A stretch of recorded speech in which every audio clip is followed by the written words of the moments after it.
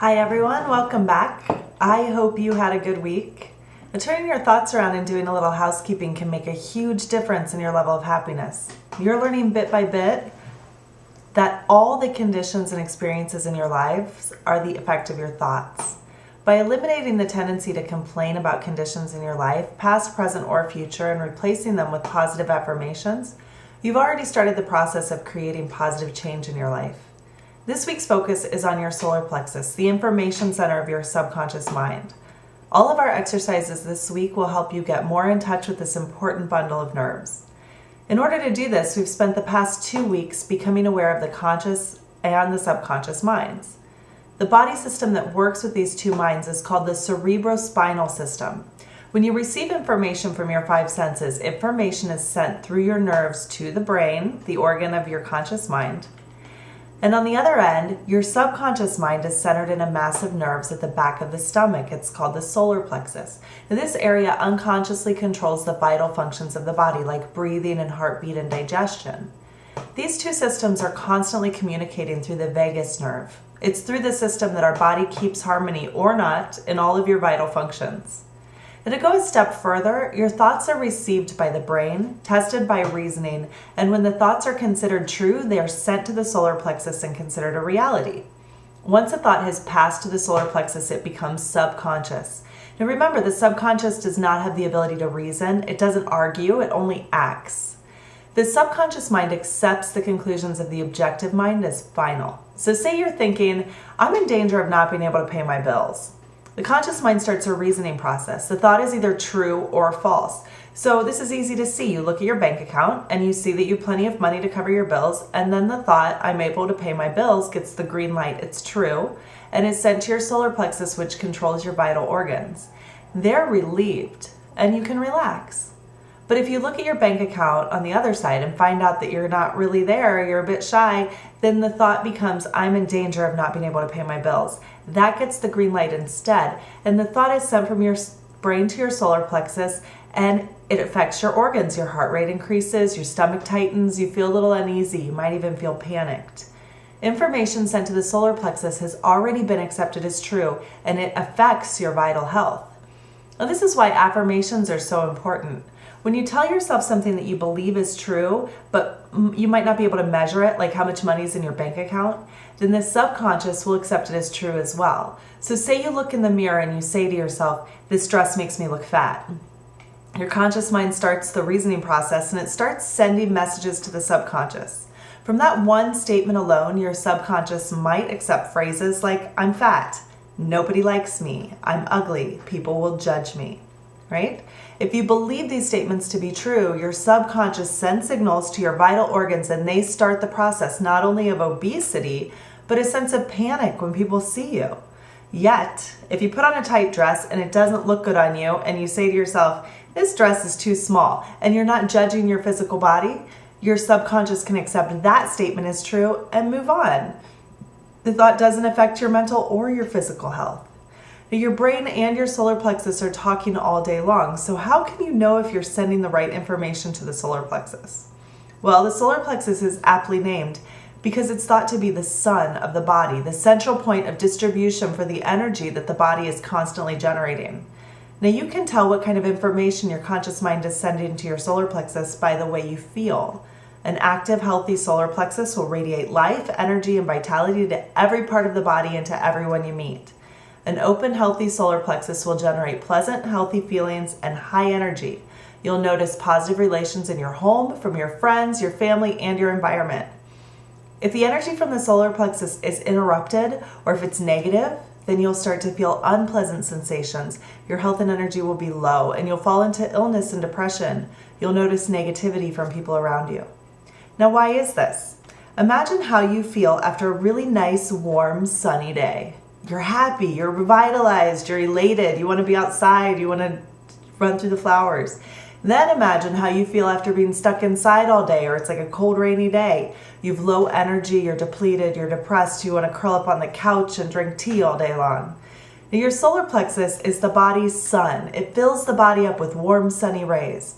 And if those rays are lacking, it's like shutting your vital organs up in a dark room, and they suffer just like you do when you're stuck inside all day. The functionality of your conscious mind is dependent on the health of your vital organs, and so your conscious mind can also suffer.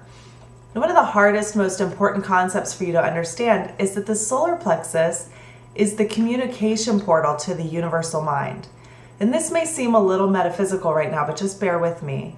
The energy from your solar plexus is a lot like the energy of the sun. It provides energy for chemical reactions, whether it's inside your body or outside. And it's my belief that these two energies are one and the same. Sort of like how a babbling brook is the same as the ocean, same laws, different intensity, right? If the energy in your solar plexus is the exact same energy that's keeping the universe in balance, then you, in theory, have the ability to connect with all life and all intelligence. Now, this energy can accomplish anything from the growth of a child to the growth of a flower, or even keeping the planets in order as they rotate around the sun. The order in the universe that ensures that the earth rotates in 24 hours is the same order that makes sure that your heart beats at 72 beats per minute. Just like your subconscious, it can accomplish anything it's directed to accomplish. This universal energy completes tasks with perfect precision, but without any rational thought, just like your subconscious. And this is where the power of the conscious mind comes into play. Your subconscious can and will carry out all the plans and ideas that are suggested to it by the conscious mind with the exact precision as the energy that controls every aspect of the universe. The only difference is in the degree. Now, as this energy radiates out of us, it carries the quality of thought that the solar plexus has accepted as true. So what we were talking about before, if you say to yourself, people will judge me, and the solar plexus accepts people judge me, then the energy radiating out for you is judge me, and people do. But if we think I am beautiful, and the solar plexus accepts I am beautiful, and the energy radiating out from you is I am beautiful, then the people around you will feel that energy and accept that you are beautiful. All we have to do is let this energy radiate from us. The more energy we let out, the easier it will be to change the undesirable conditions into sources of pleasure. Our solar plexus expands when we experience thoughts of courage, power, confidence, and hope. The main thing that contracts our solar plexus is fear. Fear makes us worry about the past, the present, and the future. We fear our friends, we fear our enemies, we fear our lovers, and we fear ourselves. But when fear is destroyed, the solar plexus expands and allows our light to really shine. When you're in touch with the power of your solar plexus and its connection with the infinite power of the universe, then you have nothing to fear. You'll be radiating courage, confidence, and power. You will anticipate success by your attitude alone and break down the barriers caused by doubt and hesitation. You'll be able to consciously radiate health, strength, and harmony and realize that there's nothing to fear when you're in touch with this infinite strength. Now, I make it sound easy, and it's not. You come to this realization through practice, which is why this method is a weekly practice over 4 books and not just a one-day read. You can become in touch with your solar plexus and let your energy radiate, but it takes time and it takes practice. You can make impressions on your subconscious mind, and the best way to do this is by concentrating on the outcome or the object of your desire. When you truly concentrate, you impress your subconscious with a true statement, and it starts working to give you exactly what you want. Now, this week is about radiating your true self and refusing to be affected by fear. Last week, you wrote affirmations, and you spent the week reading them to yourself. You may have noticed that about halfway through the week, you thought, this is crap, and stopped reading your affirmations. You might have had a moment where you thought, screw this, and you went right back to negative self-talk. Now, that's a fully normal reaction, and I expected it from you, and we're going to remedy that, but let me explain it. I want you to look at your lists from last week and notice the little small line at the end of each line. It's not a typo, it's there on purpose. Read your affirmations one at a time and write on that line what your solar plexus feels like on a scale from 1 to 10. 1 being complete panic and tightness and fear, and the other being a 10, radiant, positive energy and completely open. If you're not sure what's what, take a second and think of something that really scares you, like driving off a giant cliff. That awful pain in your stomach of like complete panic, that's a 1. And then think about the first time you felt the first time you ever fell in love, or like the first time you saw your child for the first time. That open, warm, fuzzy, butterflies and unicorns happiness, that's a 10. Now that doesn't happen very often. So in order to let your solar plexus radiate really clear energy, you'll need to write any affirmation over again that scored less than an 8. Now, an 8's the kind of feeling that you have when you're out to dinner with your close friends. It's a relaxed feeling where you feel like you can talk about anything. You can laugh, you can cry, you can have a great time. It's like you're totally open. Now, that's an 8. The best way to rewrite an affirmation is through converting a negative thought into one that you know can and will be true, either now or in the future. So let's take the same example as last week. Now, we started off with an obstacle, saying, I hate my boss. And we turned that around into an affirmation, just at 180 degrees, and we said, I have a wonderful boss. But that may feel like a lie to you. It might make you want to cringe in anger. So it's not going to work. It won't work because you don't believe it. So change this affirmation into a true statement. So some examples would be, I enjoy many aspects of my job. I'm happy that I can make a difference in my workplace. And if you're looking for a new job, try a future statement like, my new boss supports me and encourages growth in my career. Now, your new boss hasn't shown up yet, but at least you have a standard. You have a basis for what you'll stand for when you do take on a new job. When you do think about the future, keep your statements in the present tense. Notice I didn't say my new boss will support me and will encourage growth in my career, because that's happening in the future. You want to act like it's happening right now so that you can believe it, that it's actually happening at this very point in time. So keep all your statements in the present tense, but don't be afraid to think ahead. And the important thing to keep in the forefront this week is that fear is the biggest enemy. Your affirmations won't work if you don't believe them or feel anything but radiant warmth from your solar plexus. So I want to do another quick writing exercise. I want you to take one of your affirmations that just isn't really sitting well with you and write down a number from 1 to 10 about the tightness in your solar plexus. Is it less than an 8? And then try to rewrite it into a true statement. All right? So, ready? Go. Write them out.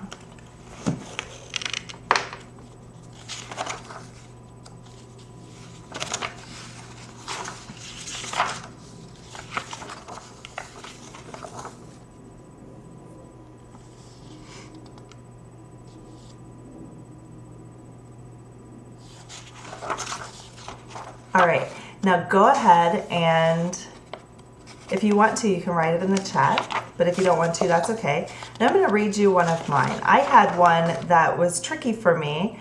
That was, I don't have a car, and sometimes it's hard for me to get around town. And I wrote, it's easy for me to get around town, which is a total lie because it's not easy for me to get around town. And so I changed, here it is. I changed my affirmation to, I am able to find a car that I can afford. Now, that's something that I'll maybe look at in the future. It's a future statement, but that is taking time. It's putting things into my head that's actually getting me ready to look for a new car. Now let me think if I can find you another one, another good one.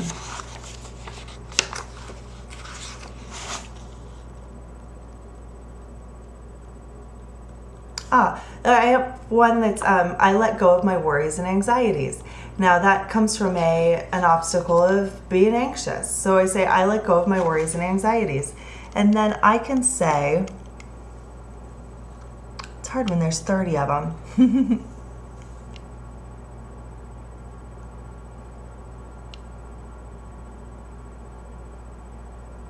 Oh, so I switched it to, I take time to rest and recharge. So it gives me, it's different because when I say I let go of my worries and anxieties, no, I mean, I still have worries and I still have anxieties. We all do. But I can say something along the lines of, I take time to rest and recharge. And that's true. I do give myself time to rest and take care of myself. Does that make sense? So I want you to read your affirmation back to yourself and notice how that tightness feels now. Does it feel more radiant? Does it feel more open? Then you've improved it. If it's still less than an 8, if you still don't feel really good about it, then you have to keep working on it until you find that it's really true. Affirmations only work if you believe that they're true. So last week I gave you the analogy that if you're driving the wrong way, the only way to get back on course is to turn around and go the other way. But you have to believe that the other way is right too. Otherwise you feel lost and you feel like you're wasting your time. Affirmations are the same. If your solar plexus doesn't accept it as true, it'll just toss it out and nothing will happen. So this exercise is important this week if you want to bring change to your life. For your meditation, continue just like you have before, but don't just sit perfectly still and inhibit all thought, but relax, let go, let your muscles find their normal condition. And this will remove all pressure from your nerves and eliminate the tension that causes physical exhaustion. Mentally determine that you will relax every muscle and nerve until you feel really quiet and restful and at peace with yourself and the world. The solar plexus then will be ready to function, and you'll be really surprised at how much you can feel the energy moving through your body. Now, I've created a file. It's on YouTube, and you can look at it from the Stretch Chi website. I also put it on Facebook. For this meditation, it's a guided meditation. So you can do it with me. I'm telling you what to do. You just put in your earphones and close your eyes and go. Now, you'll run through a huge checklist of muscles as you go and learn to relax them. And then we'll focus on feeling what the energy feels like in your body, focusing on this connection and allowing your solar plexus to radiate its light through your entire being. When you feel like you can make an inner energetic connection, then we're going to try connecting to the universal energy. And this is done by your intention. It's kind of like imagining a nerve running from the back of your abdomen out of your belly button and connecting to the universal energy, just like a fetus connects to its mother's energy through the umbilical cord. Now, you can continue this exercise as long as you want. It's not uncommon to fall asleep in this one, so you may want to set a timer just to be sure. But don't judge yourself if you fall asleep. Always remember that when doing any meditation, if you fall asleep, it just means that you need to sleep more than you need to meditate. So honor that. Take a 20-minute nap. All right, and then for your physical challenge, we're gonna kind of combine the two, your meditation and your physical challenge. I want you to keep doing your walks, your 10-minute walks. This shouldn't be hard for you to do. Everybody should easily be walking 10 minutes a day just around. That's not a hard thing to do. So keep trying to do 10 minutes a day of walking.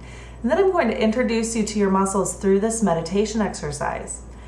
Next week, we're going to start a new method of strengthening and stretching your muscles, but I really want to continue with this idea of awareness. As you're doing your meditation exercise this week, pay attention to what parts of your body feel the tightest. Rank each muscle group or each body area after you meditate.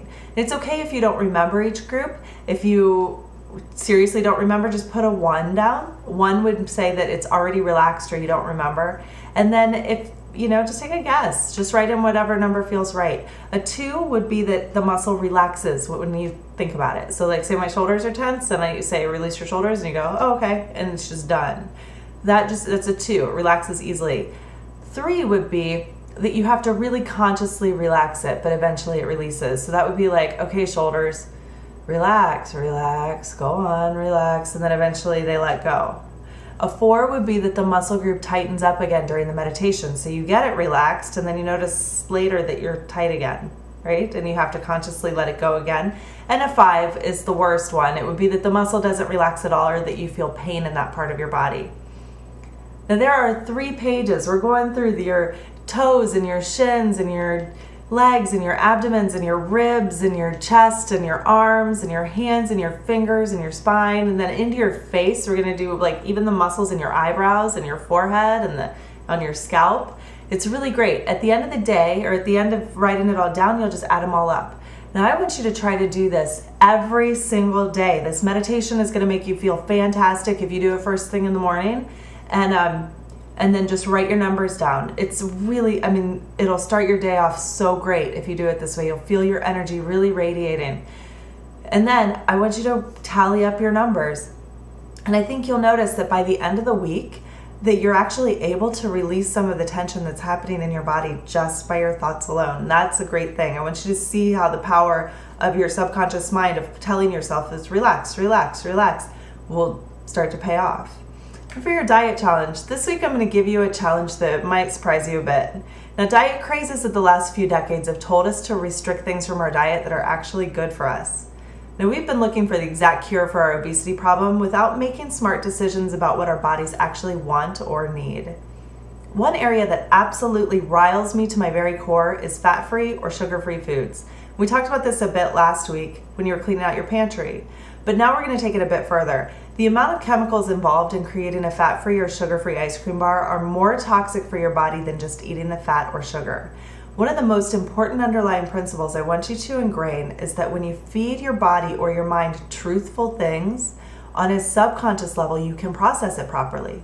But when you try to trick your conscious mind, your subconscious mind gets confused. Your body doesn't know what to do with all those chemicals. Now remember the lion and the lion tamer? Imagine if the lion was expecting a steak and you gave it tofu. It's not going to be a happy lion. It's drooling, it's ready for steak, it wants that red meat, it's ready, its stomach acids are going because it's ready to break all that down. And you give it tofu, and all of that energy has been wasted now because it's not that hard to break down tofu. It's also not as satiating for the lion. So it's not going to be happy. It's going to be hungry. It's going to still be hungry, and it's probably going to be angry. And that's not a good place for a lion to be. So your subconscious is similar. You need to treat it with respect. You need to give it what you're telling it you're giving it. Not only do you need to feed your mind the truth, you need to feed your body the truth as well. Now, Tofurky is not turkey, it's tofu. Satan is not chicken, it's a wheat product. Even spaghetti squash, it's a vegetable that's great, but it's not spaghetti, it's squash. If you know that's what you're eating, that's fine. But if you try to trick your body, it's insulting to your body's natural processes. Things get confused. Now, these things seem obvious, and they are. But in the same light, sugar-free ice cream may look and taste like ice cream, but it's laced with chemicals. Ice cream's not. Fat-free cookies might look like cookies, but the oils involved are worse for you than the oils that you would use in homemade cookies. So don't try to trick your body. There's nothing wrong with tofu if that's what you're expecting. But if you feed your husband Tofurky on Thanksgiving and his body is expecting to break down poultry, he's not going to be happy with tofu. Eat the things you enjoy, but don't pretend like there's something that they're not. Now, my belief is that your body will tell you when it needs something, it wants something, or if it's had enough of something. When you try to trick your body, you actually continue to crave what it is that you think you've had. Sugar-free foods do not satiate your body's desire for sugar. And then you get into the habit of having sugar-free foods on a much more regular basis than if you ate regular sugar, because it doesn't end the desire for sweets. When you eat fat, sugar, and carbs, your body tells you when it's time to shut off. So imagine eating a gigantic banana split. At a certain point, you'll shut off. It's too much sweet and it's too much fat. You've had enough, and you might even get nauseous. The thought of any more sugar becomes disgusting, and your body revolts it and starts craving something salty to balance out. Our bodies have the ability to tell us when to stop. Eating a high-quality hot fudge sundae will satiate you in a way that a chemically laden, fat-free, sugar-free ice cream bar cannot. It can satiate you in such a way that a few bites might be enough, or one sundae a week, or one sundae even a month might keep you very happy. So my challenge for you this week is to stop eating foods labeled fat-free or sugar-free. No more fake foods that are pretending to be something else. Instead, really listen to what your body is asking for and give it that food as long as it's within your dietary guidelines. And as you eat these foods, eat mindfully. That means be aware of each bite. Don't eat in front of the TV. Don't eat in the car. Don't mindlessly eat. How does each bite make you feel? And stop when your body stops enjoying each bite. Notice how you feel after. Are you tired and groggy, or are you elated? Are you energized? Be aware of the effect of each food on your body. Now, this week isn't just about cutting out certain foods, but about being aware of your limits. Listen to what your body's telling you. You know innately when to stop and when to keep eating, but you have to listen close enough to hear it. So it's a good week. I want you to rewrite your affirmations. Take the meditation off the Stretch Chi page and try to do it every day. You are going to feel so good if you do. And when you're done, write down the numbers for each muscle group in your journal. Walk 10 minutes a day. Stop eating fake foods. This week is all about truth. And when you're true, your real light can shine, really shine. Very good. So that's it for this week. If anyone has any questions, you can go ahead and write them in the chat. If you need help with affirmations, go ahead and do that. You can also reach out to me on Facebook in our Facebook group, and if you have any other questions about that as well, okay? All right, wonderful. Well, I will see you guys next Monday. Have a great week.